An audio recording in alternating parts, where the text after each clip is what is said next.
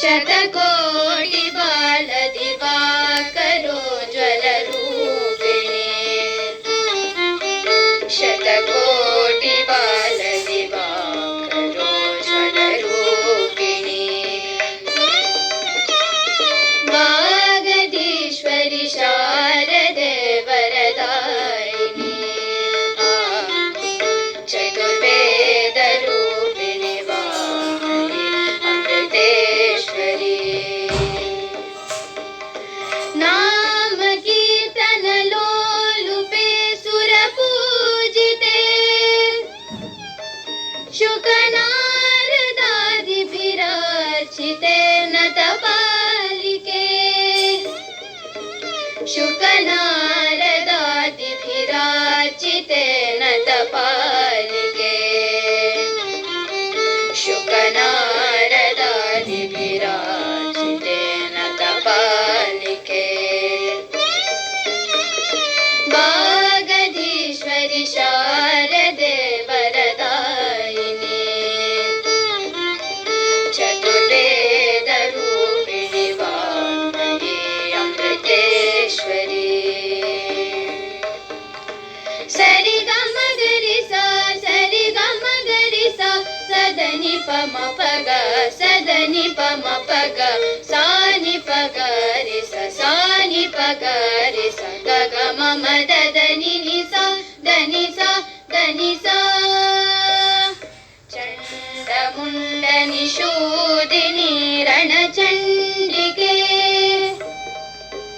ಜಯ ಶಂಕರಾಂಗ ನಿವಾಸಿನಿ ಲಲಿತಾಂಬಿಕೆ ಜಯ ಶಂಕರಾಂಗ ನಿವಾಸಿನಿ ಲಲಿತಾಂಬಿಕೆ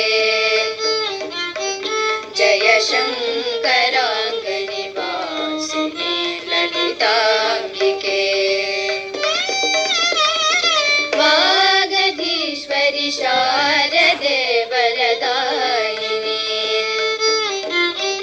ಚತುರ್ವೇದ ರೂಪಿಣಿ ವಾಮನಿ ಅಮೃತೇಶ್ವರಿ ಶುಂಭ ದೈತ್ಯ ವಿನಾಶಿನಿ ಶಿವರಂಜಿನಿ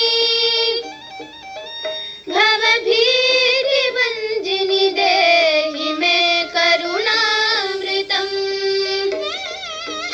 ಭವಭೀತಿ ಭಂಜಿನಿ ದೇಹಿ ಮೇ ಕರುಣಾಮೃತಂ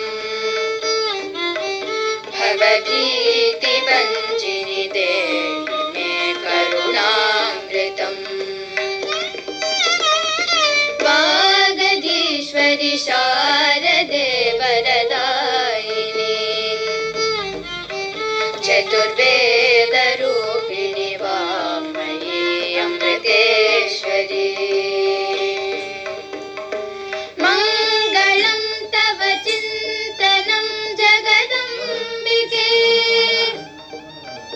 ಮಮ ವಂದನಂ ಪದ ಪಂಕಜೆ ಭುವನಾಂಬಿಕೆ ಮಮ ವಂದನಂ ಪದ ಪಂಕಜೆ ಭುವನಾಂಬಿಕೆ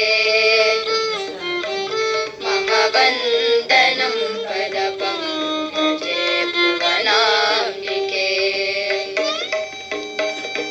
ವಾಗದೀಶ್ವರಿ ಶಾರದೆ ವರದಾಯಿನಿ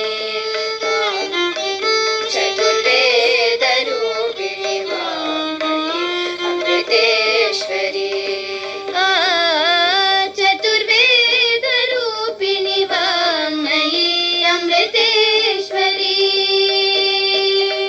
ಚತುರ್ವೇದ ರೂಪಿಣಿ ವಾಮಯಿ ಅಮೃತೇಶ್ವರಿ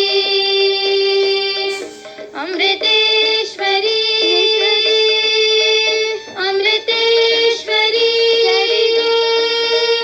ಅಮೃತೇಶ್ವರಿ